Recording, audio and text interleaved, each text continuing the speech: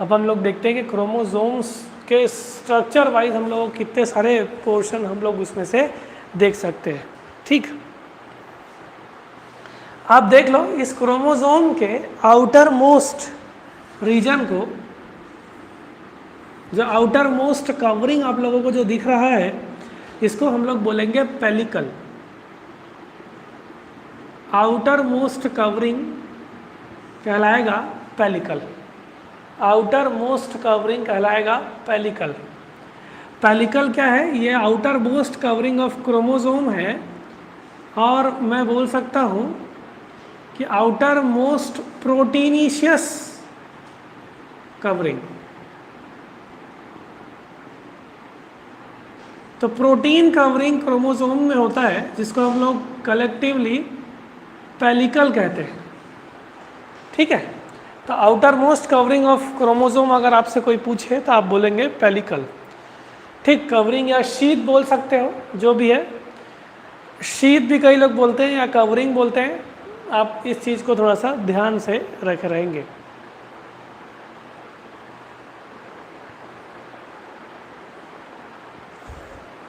ठीक, अब देखिए इसका जो, जैसे कि आपके पास सेल का साइटोप्लाज्म होता है, वैसे ही इसका अंदर लिक्विड पोर्शन वाले पोर्शन को हम लोग बोलेंगे मैट्रिक्स। जिस प्रकार से हम लोग ने माइटोकॉन्ड्रिया में चीज़ें देखने का प्रयास किया था, तो ये एक्चुअल में एक्रोमैटिक ग्राउंड सब्सटेंस है। Liquid portion of chromosome which are achromatic ground substance. अब इस मैट्रिक्स रीजन में हमारे पास एंजाइम्स प्रेजेंट रहेंगे। ठीक, मिनरल्स प्रेजेंट रहेंगे, प्रोटीन्स प्रेजेंट रहेंगे, और वाटर प्रेजेंट रहेगा। एक्चुअल में ग्राउंड सब्सटेंस ऑफ क्रोमोसोम कहलाएगा मैट्रिक्स। आउटर मोस्ट कवरिंग आपका कहलाया पेलिकल, और ground substance of the chromosome is called as matrix. इसी मैट्रिक्स में हमारे पास डिफरेंट एंजाइम्स प्रेजेंट रहेंगे, है ना, मिनरल्स प्रेजेंट रहेंगे, प्रोटीन्स प्रेजेंट रहेंगे, और वाटर प्रेजेंट रहेगा। ठीक,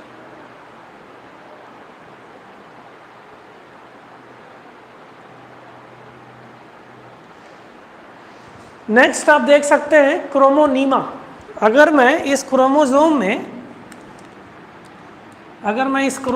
में देखो, ये जो पोर्शन है ये नॉन जेनेटिक मटेरियल है। ये जेनेटिक कंटेंट इसमें बिल्कुल भी प्रेजेंट नहीं रहेगा, तो इस कारण से नॉन जेनेटिक मटेरियल भी ऐसा लिखा हुआ रहता है बुक्स में।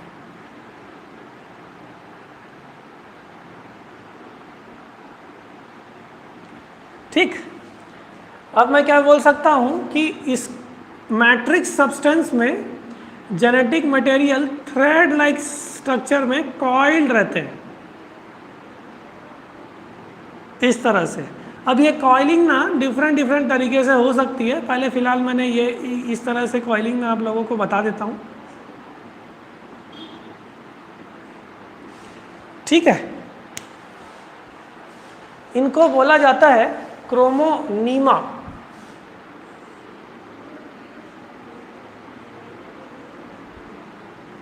इनको बोला जाएगा क्रोमोनीमा। क्रोमोनीमा एक्चुअल में सिंगुलर है।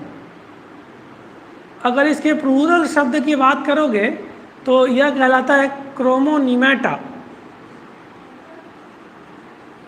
क्या कहलाता है? क्रोमोनीमेटा। ठीक, तो chromonema is genetic material present in, लिख लो, genetically highly coiled thread, genetically highly coiled thread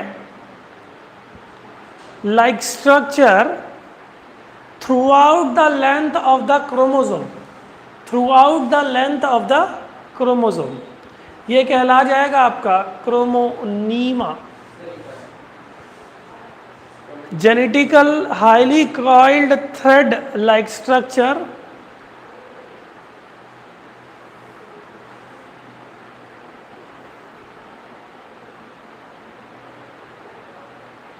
throughout the length of the chromosome, throughout the length of the chromosome, ये कहलाएगा आपका क्रोमोनीमा।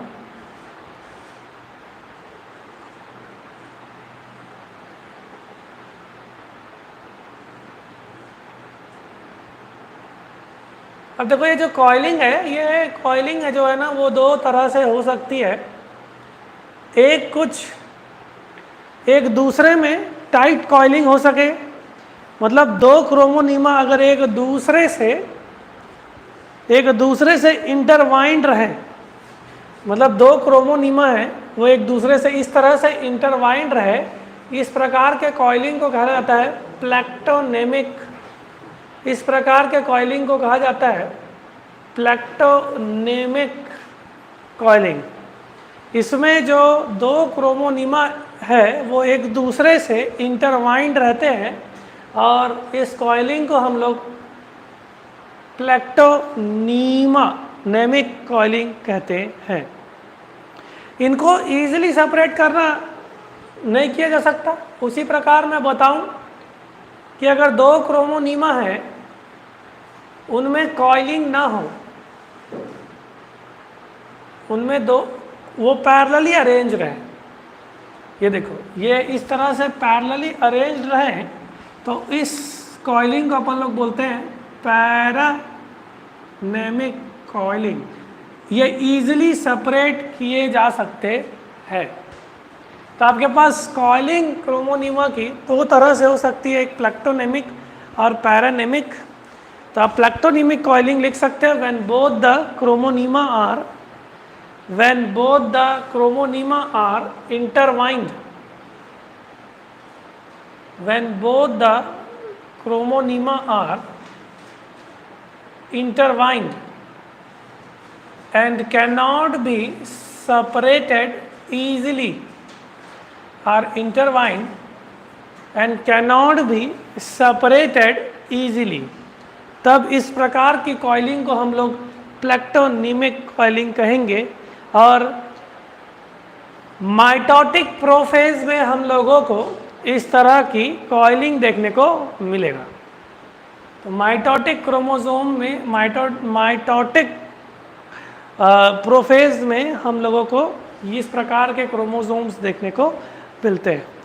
ठीक, पैरानेमिक में लिख सकते हैं when two chromonema are parallelly arranged, when two chromosoma are parallelly arranged,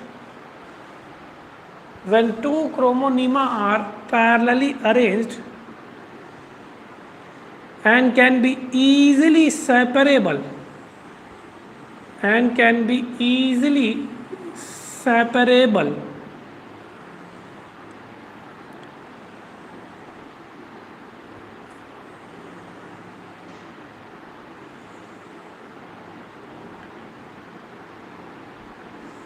इस प्रकार का क्रोमोसोम्स हम लोगों को पैरानीमिक में मियोटिक प्रोफेज में देखने को मिलेगा। मियोटिक प्रोफेज के क्रोमोसोम्स में हम लोगों को कुछ इस तरह से देखने को मिलेंगे। अब आपके पास दो प्रकार के स्ट्रक्चर हम लोग बनाते हैं क्रोमोसोम में, वो बिल्कुल ध्यान से समझने की आवश्यकता है।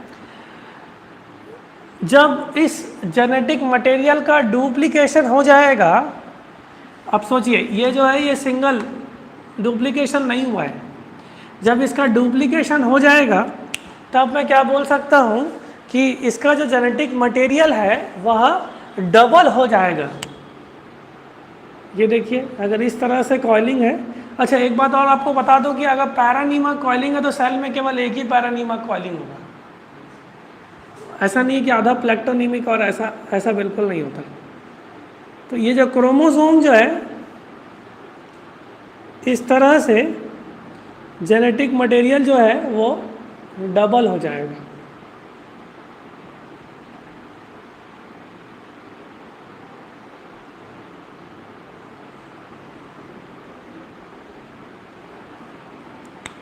तो मान के चलिए अगर ये वाला जो क्रोमोसोम है उसमें डीएनए कंटेंट n है, कैपिटल N, जब इसमें डुप्लीकेशन होगा तब इसमें डीएनए कंटेंट 2n हो जाएगा।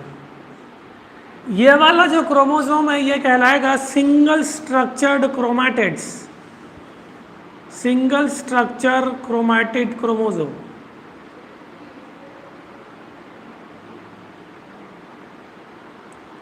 तो आपको ध्यान पे रखना पड़ेगा कि आपको ये ऐसा कुछ आर्म्स लाइक स्ट्रक्चर आपको जो देखने को मिल रहा है ये आपको कहलाएंगे क्रोमैटिड्स।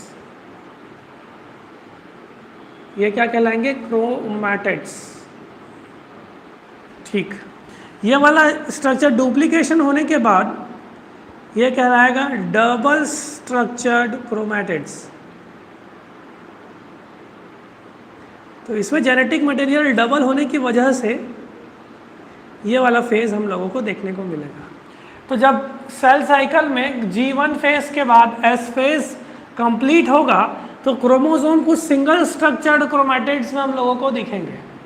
जैसे ही वो S फेज को क्रॉस कर देंगे तब मैं बोल सकता हूं कि वो डबल स्ट्रक्चर्ड क्रोमैटिड्स में स्टेट पे आ जाएंगे, क्योंकि उसका जेनेटिक मटेरियल जो है वो डबल हो जाएगा। ठीक, तो आपको ये चीज़ आपको बहुत ध्यान से रखना है। अगर मैं 2 क्रोमैटिड्स आगे जा करके बनाऊंगा तो आपको चीज़ें याद रखनी पड़ेगी।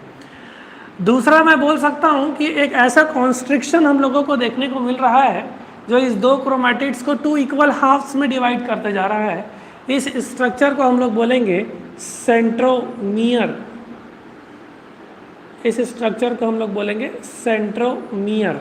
अब एक कॉन्स्ट्रिक्शन शुरुआत में हमको देखने को मिला, इस कारण से इसको अपन लोग बोलेंगे प्राइमरी कॉन्स्ट्रिक्शन।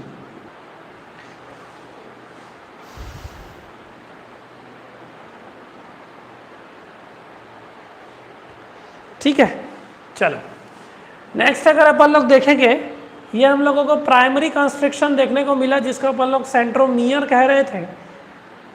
हम लोगों को प्राइमरी कॉन्स्ट्रिक्शन के अलावा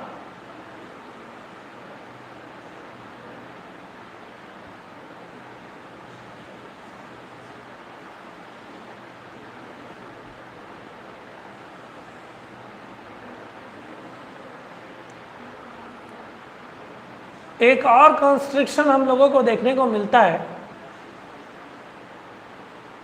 और इस कॉन्स्ट्रिक्शन को हम लोग कहेंगे सेकेंडरी कॉन्स्ट्रिक्शन। जैसे कि आप देख सकते हैं यहाँ पे ये जो कॉन्स्ट्रिक्शन है, इस कॉन्स्ट्रिक्शन को हम लोग बोलेंगे सेकेंडरी कॉन्स्ट्रिक्शन।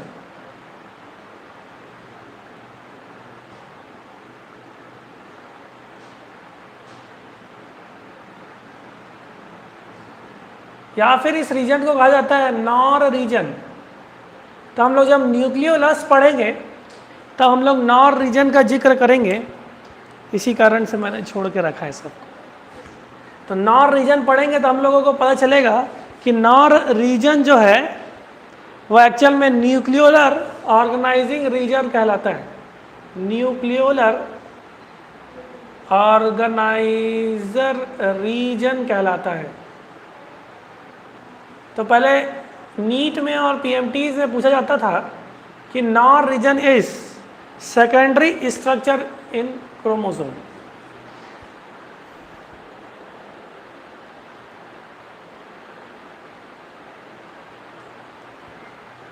तो ऐसे कौन कौन से क्रोमोसोम्स हैं जो या जिसमें सेकेंडरी कंस्ट्रक्शन देखने को हमको मिलते हैं? वो क्रोमोसोम नंबर है 12, एक सेकेंड, 12 नहीं, 13, 14, 15 और 21 और 22 क्रोमोसोम्स में देखा जाए, क्रोमोसोम नंबर है ये ना। तो इनमें हम लोगों को सेकेंडरी कंस्ट्रक्शंस देखने को मिले हैं 13, 14, 15, 21, 22। अब सेकेंडरी कंस्ट्रक्शन के बाद वाले पोर्शन को हम लोग कहते हैं, ये सेकेंडरी कंस्ट्रक्शन है, इसके बाद वाले पोर्शंस को हम लोग कहलाएगा सैटेलाइट। इस बाद वाले पोर्शन को हम लोग बोलेंगे सैटेलाइट। तो जिनमें सेकेंडरी कंस्ट्रिक्शन हम लोगों को देखने को मिलेगा, उसमें हम लोगों को सैटेलाइट क्रोमोसोम्स देखने को मिलेंगे। इनको हम लोग उस वाले क्रोमोसोम्स को, सैटेलाइट कंटेनिंग क्रोमोसोम को हम लोग सैट क्रोमोसोम के नाम से भी जानते हैं। तो सैट क्रोमोसोम के नाम से भी हम लोग इन सब चीज़ों को जानेंगे। ठीक, अगर मैं बताऊं आपको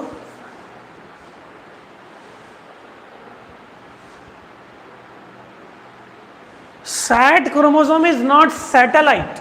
सैट नाम इसलिए दिया गया, साइन एसिड थाइमो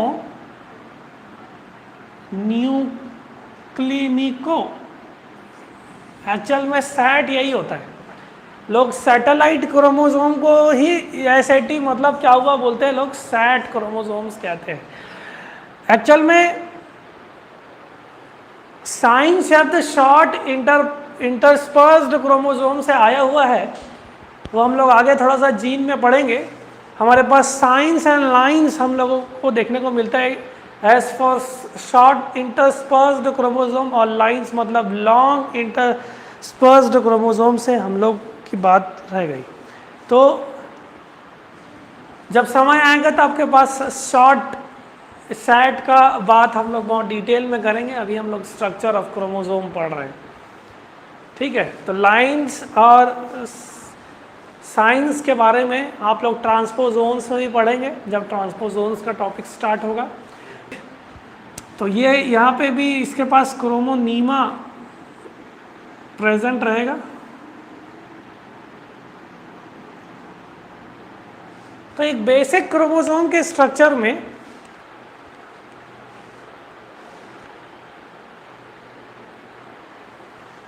आपको एक और पॉइंट ध्यान पर रखना पड़ेगा।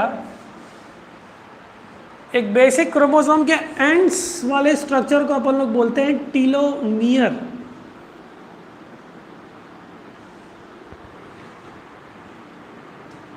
इनको हम क्या बोलेंगे, टीलोमियर। एक क्रोमोसोम दूसरे क्रोमोसोम से टकरा मत जाए, इस वजह से ये टीलोमियर्स काम करेंगे। बहुत लंबी कहानी है टीलोमियर की, है ना, देखते जाएंगे। टीलोमियर में जो है वो जीसी रिच सीक्वेंसेस हम लोगों को देखने को मिलेंगे। जीसी जो कंटेंट है वो बहुत ज़्यादा ही हम लोगों को टीलोमियर में देखने को मिलेगा। मतलब ग्वानिन और साइटोसिन जो है वो हम लोगों को बहुत ज़्यादा ही देखने को मिलता है।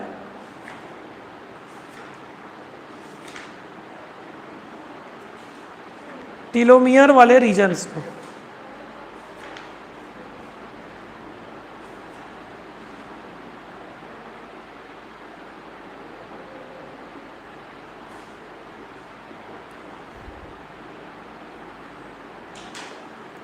तो आप लोग लिख सकते हैं कि telomeres are, what are telomeres? Telomeres are specialised, telomeres are specialized structures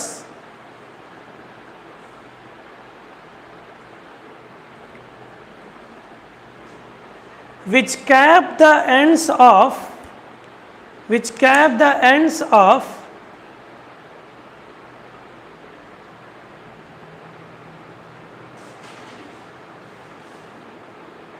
eukaryotic chromosome।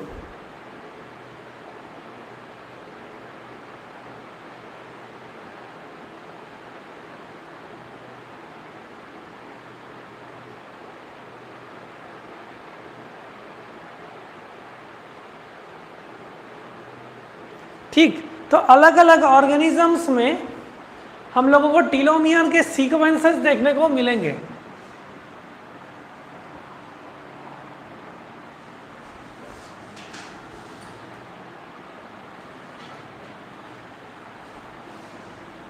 और ये सीक्वेंसेस बहुत ज़्यादा इंपॉर्टेंट है और ये एग्जाम्स में पूछे गए क्वेश्चन है।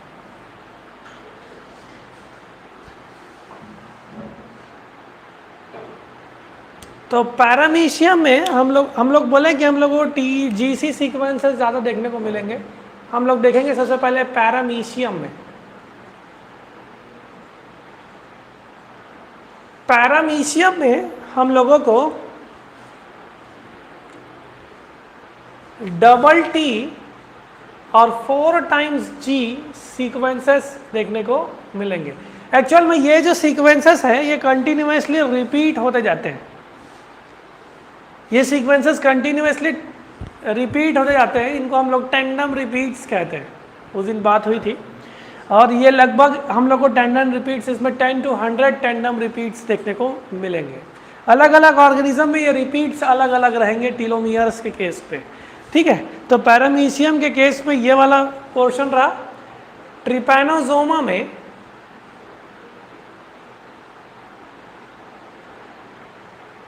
हम लोगों को TA ट्रिपल G रिपीट्स देखने को मिलेंगे। TA ट्रिपल G देखने को मिलेगा। अराबिडोप्सिस में, अराबिडोप्सिस एक प्लांट है ना, इतना सारा पढ़ लिए प्लांट फिजिक्स तो याद होगा। अराबिडोप्सिस में हम लोग को जो ये टेंडम रिपीट्स देखने को मिलते हैं वो है triple T A triple G।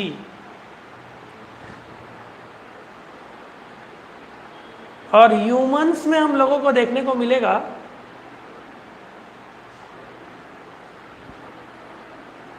Double T A triple G। ठीक, तो हम लोगों को बहुत सारे टेंडम रिपीट्स देखने को मिलेंगे टीलोमियर में। टीलोमियर का एक इम्पॉर्टेंट फंक्शन यह है कि ये स्टेबिलिटी प्रोवाइड करता है क्रोमोसोम्स में।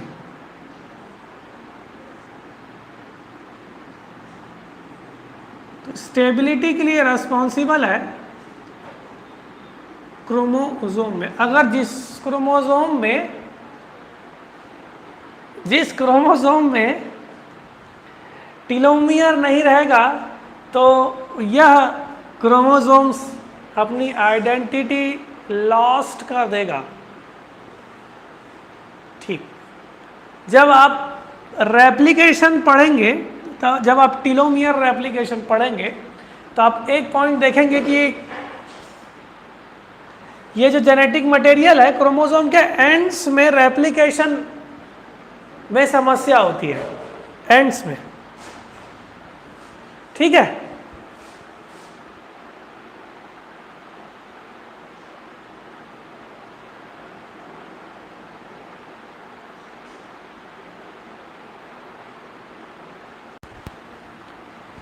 तो टीलोमियर जो है, तो हाँ, रेप्लिकेशन में इसके एंड रेप्लिकेशन का प्रॉब्लम आता है। अगर आप जब रेप्लिकेशन पढ़ेंगे तो आप इस प्रॉब्लम में आएंगे, तो इस प्रॉब्लम को आप बहुत अच्छे से जान पाएंगे। जब इन जेनेटिक मटेरियल्स का रेप्लिकेशन होता है तो एंड्स के रेप्लिकेशन में प्रॉब्लम होते हैं। इनको हम लोग एंड रेप्लिकेशन प्रॉब्लम कहते हैं, एंडो रेप्लिकेशन, फिर इस टीलोमियर का रेप्लिकेशन होता है। जिस एंजाइम से इस टीलोमियर का रेप्लिकेशन होता है उसको अपन लोग कहते हैं टीलोमरेज एंजाइम। उनको हम बोलेंगे टीलोमरेज एंजाइम। फिलहाल मैं टीलोमियर के रेप्लिकेशन में ज़्यादा नहीं जाऊंगा और इस एंड डुप्लीकेशन या रेप्लिकेशन की तरफ अभी नहीं जाऊंगा, नहीं तो वो जब रेप्लिकेशन पढ़ते तब हम लोग उस पॉइंट को पढ़ते हैं। तो आपको एंड रेप्लिकेशन प्रॉब्लम उस समय, अगर आपको पहले से थोड़ा सा आइडिया है, MSc में अगर आपने पढ़ा होगा, तो एंड रेप्लिकेशन प्रॉब्लम होता है। वो टीलोमियर उस प्रॉब्लम को कंप्लीट करता है और ये टीलोमरेज एंजाइम जो है वह इस टीलोमियर के रेप्लिकेशन के लिए रिस्पॉन्सिबल रहता है। तो हमारे पास दो DNA बाइंडिंग फैक्टर्स रहते हैं जो इन टीलोमियर सीक्वेंसेस में आकर के जुड़ते हैं। उनको हम लोग बोलते हैं TRF1 and TRF2, टीलोमियरिक repeat factor 1 क्या बोला, टीलोमेरिक रिपीट फैक्टर 1 और दूसरा जो है टीलोमेरिक रिपीट फैक्टर 2, ये दोनों ही बाइंड करते हैं टू टीलोमेरिक सीक्वेंसेस। और इस डीएनए बाइंडिंग फैक्टर्स के पास, ये एक्चुअल में डीएनए बाइंडिंग फैक्टर ही है, ये एक्चुअल में डीएनए बाइंडिंग फैक्टर ही है। तो डीएनए बाइंडिंग फैक्टर्स इस टीलोमेरिक सीक्वेंसेस में ऐड होंगे और इस दोनों ही प्रोटीन से बाकी प्रोटीन्स आकर करके जुड़ते जाएंगे। ठीक है, अब देखिए कि बाकी प्रोटीन्स को जोड़ने का काम ये सब कर रहे हैं। तो सिग्नलिंग कैस्केड के लिए रिस्पॉन्सिबल हो गए ये सब बाइंडिंग प्रोटीन्स।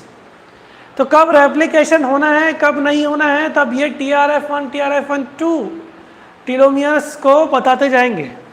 तो ये एक इम्पॉर्टेंट पोर्शन रह जाता है जिसमें आप लोगों को ध्यान पे चीज़ों को रखना पड़ेगा और आपको TRF1 और TRF2 जो है ध्यान पे रखना है।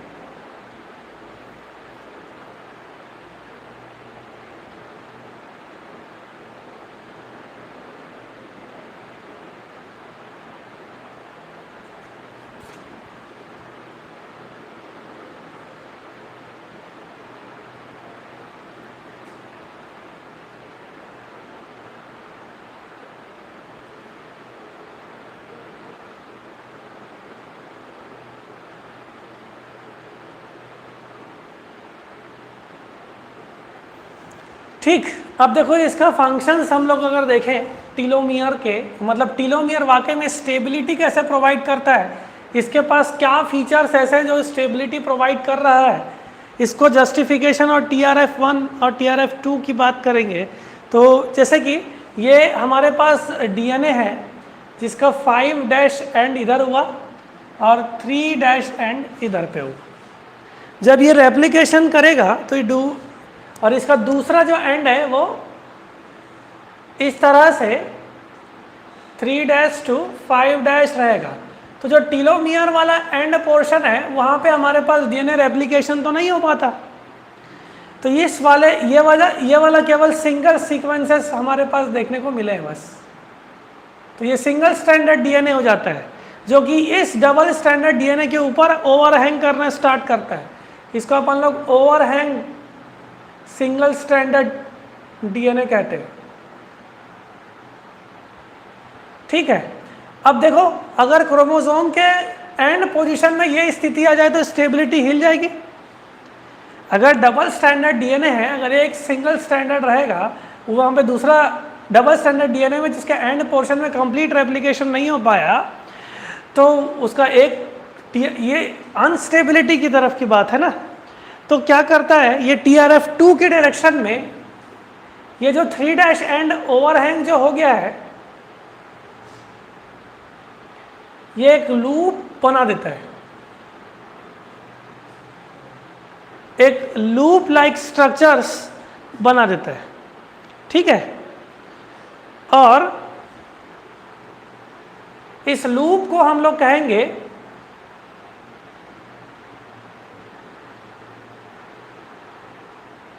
T loop.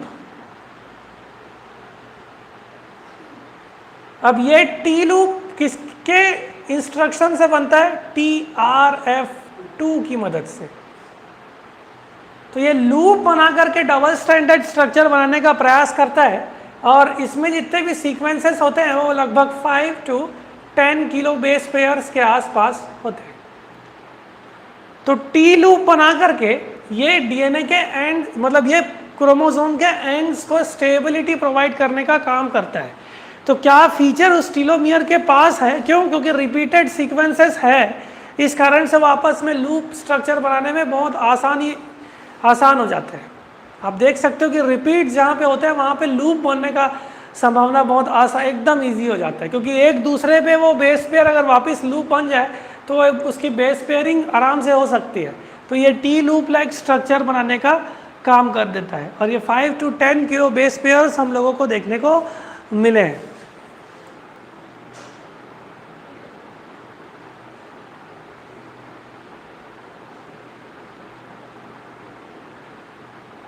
में रेप्लिकेशन में समस्या क्यों आती है? अगर आप डीएनए का रेप्लिकेशन थोड़ा सा याद रखेंगे और डीएनए के रेप्लिकेशन को देखेंगे तो हमारे पास 5' to 3' डायरेक्शन एक डीएनए होता है और दूसरा डीएनए 3' to 5' डायरेक्शन में हम लोगों को देखने को मिलता है। यही वॉटसन एंड क्रिक का डबल स्टैंडर्ड मॉडल है जो कि बीडीएनए कहलाता है। ठीक है, अगर आप रेप्लिकेशन को थोड़ा सा देखेंगे तो रेप्लिकेशन की जो प्रक्रिया है वह डीएनए पॉलीमरेज की मदद से आगे बढ़ता है। डीएनए पॉलीमरेज कभी भी डीएनए को सिंथेसाइज नहीं करता। इस चीज़ को आप बिल्कुल गांठ बांध करके रख लीजिए कि डीएनए पॉलीमरेज कभी डीएनए सिंथेसिस नहीं करता। अगर वो डीएनए सिंथेसाइज करता तो प्राइमर की आवश्यकता नहीं पड़ती। आपको पता होना चाहिए कि प्राइमर जो है, प्राइमर आरएनए यूकैरियोट्स में डीएनए पॉलीमरेजेस के डीएनए पॉलीमरेज अल्फा के द्वारा सिंथेसाइज किया जाता है ना। आरएनए प्राइमेज एंजाइम हम लोग भी पढ़ते हैं बहुत सारा, है ना, तो जो प्राइमर का सिंथेसिस करता है, तो ये प्राइमर का सिंथेसिस करेगा। और प्राइमर का सिंथेसिस करने, इसका मतलब कुछ सीक्वेंसेस ऑफ न्यूक्लियोटाइड्स जो है, लगभग 10 से 15 न्यूक्लियोटाइड सीक्वेंसेस डीएनए में प्राइमर ऐसे इस तरह से इतना सीक्वेंस आ जाता है। इसका अपन लोग आरएनए प्राइमर कहते हैं। अब आप देखिए डीएनए पॉलीमरेज 3 जो है, यूकैरियोट्स के केस में डीएनए पॉलीमरेज 3 जो है वो इस प्राइमर में न्यूक्लियोटाइड्स का एडिशन करेगा 5' to 3' डायरेक्शन में। इसका मतलब क्या है, जो स्ट्रैंड 5' to 3' डायरेक्शन पे है उसके, अब ये डीएनए जाकर के खुलेगा और जो 3' एंड वाला जो ये एज ए टेम्पलेट की तरह काम करेगा और इसके 3' एंड से 5' डीएनए का 5' से 3' डीएनए का सिंथेसिस होना स्टार्ट होगा। तो ये धीरे धीरे खुलना स्टार्ट हुआ है, ठीक है। लेकिन दूसरे स्ट्रैंड में समस्या ये आती है कि 3' to 5' एंड में डीएनए रेप्लिकेशन कंटिन्यूअसली नहीं हो पाता। क्यों? क्योंकि इसके लिए डायरेक्शन थोड़ा सा अपोजिट हो जाता है। यहाँ पर रेप्लिकेशन जो ये डीएनए खुला है इसको अपन लोग रेप्लिकेशन फॉर्क कहते हैं। इसका मूवमेंट इधर पे है तो ये डीएनए रेप्लिकेशन पहले इस तरह से खुला होगा, यहाँ पे खुला होगा, फिर यह धीरे धीरे आगे बढ़ता गया, फिर ये आगे बढ़ते जाएगा।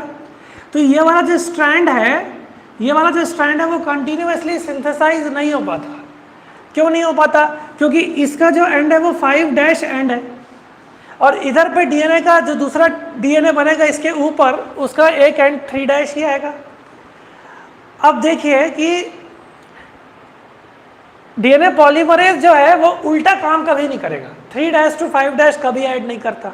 इस कारण से वो क्या करता है, जैसे ये डीएनए खुला ऊपर वाले में तो कंटिन्यूअसली सिंथेसाइज हो रहा है क्योंकि 5' to 3' डायरेक्शन पे ही हो रहा है, लेकिन नीचे वाला जो 3' to 5' स्ट्रैंड जो रहता है उसमें जब तक स्ट्रैंड के सीक्वेंसेस खुल नहीं जाते तब तक ये डीएनए का सिंथेसिस नहीं हो सकता, है ना। तो जैसे ही वो क्योंकि अपोजिट स्ट्रैंड एडिशन नहीं करेगा कौन, डीएनए पॉलीमरेज। इस कारण से वो उसको ओपन करने का, पहले ओपन करने का वेट करता है। जैसे वो ओपन हो गया तो आरएनए प्राइमर लाएगा और 5' to 3' डायरेक्शन डीएनए सिंथेसिस कर देगा। फिर क्या होगा, थोड़ी देर बाद फिर ये ओपन होगा तो ये तो सीधा कंटिन्यूअसली सिंथेसाइज हो जाएगा, लेकिन ये फिर नया ओपन हो गया और डीएनए पॉलीमरेज जो है वो 5' to 3' डायरेक्शन में पहले एक फ्रैगमेंट बना के रख दिया है। जैसे ही नया ओपन हुआ तो उसको फिर नया सीक्वेंसेस मिले, फिर से प्राइमर बनाएगा और फिर से एक और सेगमेंट ऑफ डीएनए बनाएगा। इस कारण से जब भी डीएनए रेप्लिकेशन का प्रोसेस होता है तो 5' to 3' डायरेक्शन में एक हमारे पास 2 स्ट्रैंड्स रहते हैं जो कंटिन्यूअसली सिंथेसाइज होते हैं, जिनको हम लोग कंटिन्यूअस स्ट्रैंड या लीडिंग स्ट्रैंड कहते हैं। लेकिन हम लोगों के पास एक जो 5' to 3' टेम्पलेट वाला हिस्सा है वहाँ पे हम लोगों को डीएनए फ्रैगमेंट्स स्मॉल फ्रैगमेंट्स में देखने को मिलते हैं। इस फ्रैगमेंट्स को हम लोग ओकाज़ाकी फ्रैगमेंट्स कहते हैं। ठीक है, हाँ तो हाँ यहाँ तक तो ठीक था। अब सोचिए कि डीएनए रेप्लिकेशन की प्रक्रिया पूरी तरह हो रही है। अब कितने फ्रैगमेंट्स बनते जा रहे होंगे, डीएनए फ्रैगमेंट्स हम लोगों के कितने सारे बनते जा रहे होंगे, ओकाज़की फ्रैगमेंट्स बन रहे होंगे। जैसा डीएनए रेप्लिकेशन का प्रोसेस हो जाता है तब ये प्राइमर जो है वह रिमूव हो जाता है। प्राइमर की आवश्यकता रेप्लिकेशन में इसलिए पड़ी क्योंकि डीएनए पॉलीमरेज डीएनए सिंथेसाइज नहीं करता, वो न्यूक्लियोटाइड्स ऐड करता है, उसको कुछ स्पेसिफिक सीक्वेंसेस, एक कुछ बेस सीक्वेंसेस चाहिए जिसके ऊपर वो ऐड कर सके, इस कारण से प्राइमर का सिंथेसिस होता है। जब डीएनए रेप्लिकेशन की प्रक्रिया पूरी हो जाएगी तब यह प्राइमर रिमूव हो जाएगा। प्राइमर रिमूवल की वजह से डीएनए पॉलीमरेज 1 रिस्पॉन्सिबल होता है यूकैरियोट्स में। जब प्राइमर रिमूव हो जाता है तो उस प्राइमर, अब सोचिए डीएनए पॉलीमरेज ने ऐड कर दिया, रेप्लिकेशन कर दिया, यहाँ पे प्राइमर ऐड था, इसको रिमूव कर दिए। रिमूव करने का सोचिए इसके एंड वाले पोजीशन पे ही तो प्रॉब्लम हुई ना, यहाँ पे प्राइमर ऐड हुआ, प्राइमर ऐड हुआ, उस पर डीएनए सिंथेसाइज हो गया। अब ये प्राइमर रिमूव हो जाएगा तो वो वाला हिस्सा खाली हो जाएगा, वो हिस्सा खाली हो जाएगा तो उसका रेप्लिकेशन कब होगा, तब कॉन्सेप्ट आता है टीलोमियर रेप्लिकेशन का। तो आप देख सकते हो कि ये स्ट्रैंड जो है ये सिंगल स्ट्रैंड ओवरहैंग कर गया क्योंकि प्राइमर रिमूव हो गया। प्राइमर रिमूव होने के बाद बाकी ये नया डीएनए बन रहा है इसके पास, इसके तरफ से, ठीक है। मान के चलो ये लैगिंग स्ट्रैंड है, ये लैगिंग स्ट्रैंड है और इसका एक एंड प्राइमर रिमूव होने की जगह से ये हैंग हो गया और यहाँ के एंड वाले पोजीशन पे जो है वो जीसी रिच सीक्वेंसेस है, ऐसा बोल सकते हो, या फिर टैंडम रिपीट्स है। आप देख सकते हो यहाँ पे डबल टी 4 टाइम्स जी रेस्पॉन्सिबल है। अभी फिर जो मैंने टैंडम रिपीट्स यहाँ पे जो बनाया है, ह्यूमंस के केस में भी आपको टैंडम रिपीट्स पता है, ठीक है। तो वही टैंडम रिपीट्स इनके एंड पोजीशन पे रहेंगे। अब इस एंड पोजीशन पे रेप्लिकेशन करने के लिए जो एंजाइम रेस्पॉन्सिबल रहेगा वो डीएनए पॉलीमरेज ना हो करके टीलोमरेज एंजाइम रेस्पॉन्सिबल होगा। अब टीलोमरेज जो है वो एक रिवर्स ट्रांसक्रिप्टेज एंजाइम है।